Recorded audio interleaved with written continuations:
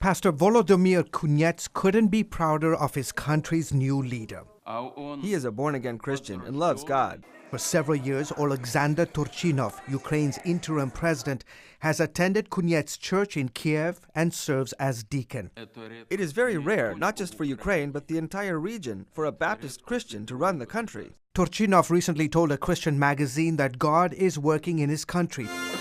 Despite the political chaos, he's asking believers worldwide to pray.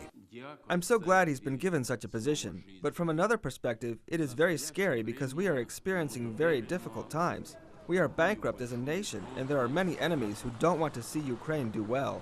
When protests started last November, Ukrainian Christians found themselves playing the role of peacemaker. Ostap Kirdivik is a leader of the anti-government demonstrators. During the gunfights, there was a priest who was standing there and who gave his last words and last services to the dying people, and he personally told me that 20 people died on his hands. Men like Father Theodosi Ivashko literally risked their lives to stand in the gap. It happened just a few feet from here. Hundreds of Ukrainian police stood on one side and anti-government demonstrators on the other, and we took our place in the middle, calling for calm.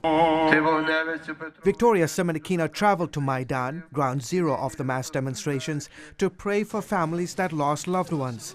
She also gives thanks for men like Father Ivashko. I saw Protestant, Catholic, Orthodox, and other Christians helping those for and against the government.